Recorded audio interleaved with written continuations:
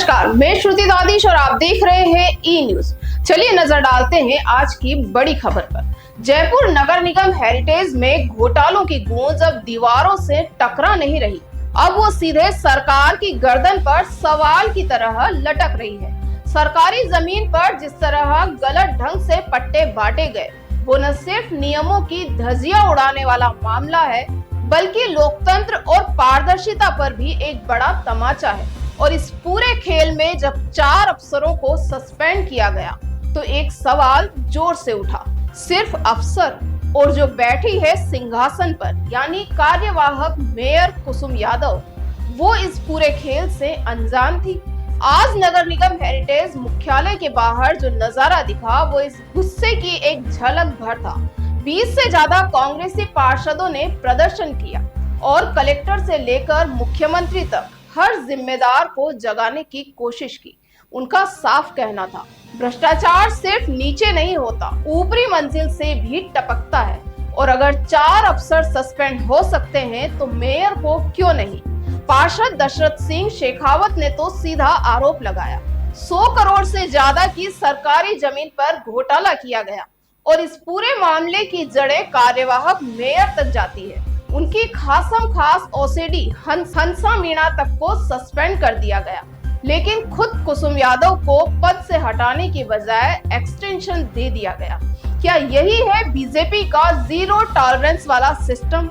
यह सवाल सिर्फ शेखावत का नहीं, यह सवाल उस हर जयपुरवासी का है जो ईमानदारी से टैक्स देता है और चाहता है कि उसका शहर ईमानदार हाथों में हो।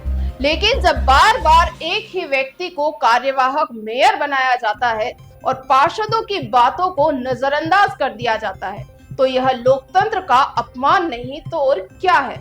शेखावत यही नहीं रुके, उन्होंने चेतावनी दी कि अगर अब भी सरकार नहीं जागी और अगर हेरिटेज निगम में चुनाव नहीं करवाए गए, तो कांग्रेस एक उग्र आंदोलन करेगी और इसकी जिम्मेदारी बीजेपी सरकार की होगी। और ये चेतावनी उस वक्त और भारी हो जाती है जब इसमें समर्थन मिल रहा है उन पार्षदों का जो जमीन से जुड़े मुद्दों को लेकर पहले भी सड़क पर उतर चुके हैं। पार्षद अरविंद अमेठी ने एक और परत खोली। इस भ्रष्टाचार अधिकारियों को भाजपा के बोर्ड ने खुली छूट दे रखी है। एक तरफ जनता की जेब काटी जा रही है, दूसरी तरफ सत्ताधारी नेता उन अफसरों को संरक्षण दे रहे हैं। यहाँ वसूली का खेल चल रहा है और नगर निगम लूट का अड्डा बन गया है। तो क्या जनता सिर्फ तमाशा देखती रहेगी? क्या हर बार चुनाव के बाद उम्मीदों के साथ जीते गए पार्षद भी इस सिस्टम के आगे असहाय हो जाए? क्या कार्यवाहक मेयर की कुर्सी किसी एक ही चेहरे के लिए आरक्षित है?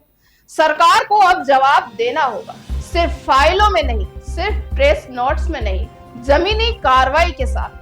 वरना जनता जानती है कब चुप्पी को नारे में बदल देना है। और इस पूरे घटनाक्रम में जो सबसे बड़ा सवाल उठ रहा है, वो ये कि क्या जयपुर में लोकतंत्र की दीवारों को भीतर से दीमक लग गई है? मिलते हैं एक और नए खुलासे के साथ, तब तक के लिए बने रहिए ई न्यूज के साथ।